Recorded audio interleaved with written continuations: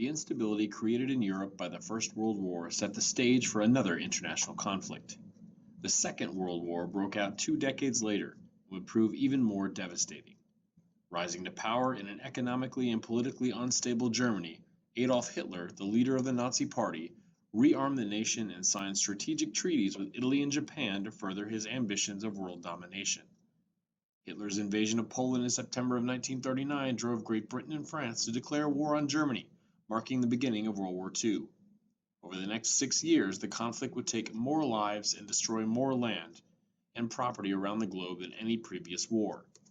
Among the estimated 45 to 60 million people killed were 6 million Jews, murdered in Nazi concentration camps as part of Hitler's diabolical final solution, now known as the Holocaust. We will start with the early war in Europe. These are the events that occurred before the US got involved in the European theater of World War II. Like Czechoslovakia, Poland had a large German-speaking population. Just like before, Hitler started spreading false propaganda about how Poland was abusing its German citizens and that someone needed to protect them. This time people thought he was bluffing. Poland served as a buffer between Germany and the Soviet Union. Hitler's concern was that if he attacked Poland, the USSR might attack Germany. On top of that, the British and French had promised military aid to Poland if that happened. Just like in World War I, Germany would have to fight a two-front war. Everyone was surprised when Hitler and Stalin agreed to the non-aggression pact. In it, they also secretly promised to divide Poland between them. This solved Hitler's problem of having to fight a two-front war. On September 1st, 1939, the German Luftwaffe, or Air Force, bombed every strategic target in Poland. At the same time, German tanks raced across the countryside, spreading terror and confusion. This invasion was the first test of Germany's newest military strategy, the Blitzkrieg, or Lightning War. This is when you used fast tanks and powerful aircraft to take the enemy by surprise and quickly crush them with overwhelming force. On September 3rd, Britain and France declared war on Germany, but it was too late for Poland. Within 3 weeks, the German Blitzkrieg had accomplished its goal. Less than 2 years before the Soviet Union faced off against Nazi Germany during World War II, it waged a bloody war with another adversary, the tiny nation of Finland. Citing concerns about a potential attack by the Germans, Stalin demanded that Finland give him additional territory to create a buffer zone and establish a naval base on the Baltic Sea. On November 30th, 1939, following a series of failed negotiations, the Soviet Red Army launched an invasion of Finland with 500,000 troops. In what became known as the Winter War, the Finns had home field advantage. Finnish troops used guerrilla tactics in the rugged landscape to conduct hit-and-run attacks on isolated Soviet unions. They were also aided by the freezing Finnish winter, which bogged the Soviets down and made their soldiers easy to spot against snowy terrain. While the Finns put up a good fight, their troops were ultimately no match for the Red Army. In February of 1940, the Soviets overran the Finnish defenses. With its forces low on ammunition and nearing the brink of exhaustion, Finland agreed to peace terms the following month. There was an ominous silence that fell on Europe in the months after the fall of Poland. The British and French forces were still mobilizing along the French and German border. This was known as the Maginot Line. This French line of defense was constructed along the country's border with Germany during the 1930s. The main fortifications on the northeast frontier included 22 large underground fortresses and 36 smaller fortresses, as well as blockhouses, bunkers, and rail lines. Despite its strength and elaborate design, the line was unable to prevent an invasion by the German troops who entered France via Belgium in May of 1940. Historians call the period between 1939 and 1940 the Phony War. Although there was no large-scale military action, the British did create a naval blockade of Germany. The Phony War ended in May of 1940 with the German invasion of France. The Germans surprised the Allies by first invading Denmark and Norway. Hitler claimed that it was to protect them, but he was really getting ready to set up bases from where he could launch attacks on England.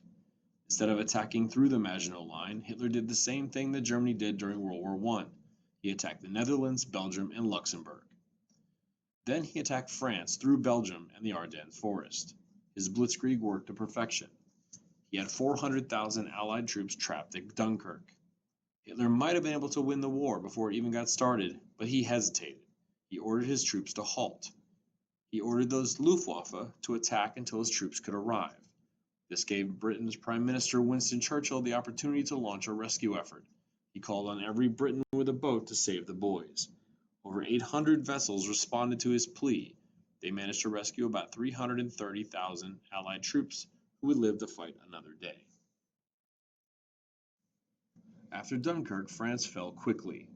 Germany occupied the northern part of France and set up a puppet government in the south known as the Vichy government. This left Britain as the only country standing in Hitler's way of controlling all of northern Europe. It was at this time that Italy joined the war as an ally of Germany. With the addition of Italy, Germany controlled all of Central Europe. In the summer of 1940, Germany launched an air campaign with his Luftwaffe, known as the Battle of Britain. He wanted to complete control of the skies before launching an invasion of Britain. Every night, the Luftwaffe bombed cities and airfields in England. On a single day, he sent 1,000 planes to pound England. But the Royal Air Force was up to the task. They used a brand new technology to plot the flight paths of German planes. It was the first successful use of radar. The Royal Air Force was successful enough that by November, Hitler called off the invasion of Britain indefinitely. They still bombed England, but now Britain could go on the offensive and bomb German cities as well. By June of 1941, Hitler felt secure enough to go back on his word to Stalin. He was very interested in Soviet oil fields. The Axis powers attacked eastward and took control of most of Europe. They got to within the city limits of Moscow before being stopped by Soviet forces. Now that Hitler had attacked the Soviet Union, they were allied with England. This is considered by many historians to be a major mistake by Hitler. Making an enemy of Stalin will push the Soviet Union to join the Allies and would lead to Hitler's downfall. This map shows an overview of what we just discussed. Hitler's aggression across Europe in the first 2 years of the war. His blitzkrieg was able to conquer most of the continent in a very short period of time. His troops tirelessly traveled across Europe and defeated sometimes superior armies with this strategy. On September 27, 1940, the Axis powers are formed as Germany, Italy, and Japan become allies, with the signing of the Tripartite Pact in Berlin. The pact provided for mutual assistance should any of the signatories suffer attack by any nation not already involved in the war. This formalizing of the alliance was aimed directly at neutral America, designed to force the United States to think twice before venturing in on the side of the Allies. The Axis also had minor allies, which include Hungary, Romania, Bulgaria, and Yugoslavia, all forced to join the fight after being conquered by the Nazis. With the invasion of the Soviet Union by the Nazis and the attack on Pearl Harbor by Japan, the Soviet Union and the United States joined Great Britain as the Allied powers. France, an ally of Britain, was defeated and unable to contribute to the European war. The Allied powers also included smaller countries such as Belgium, Canada, China, Poland, and the Netherlands.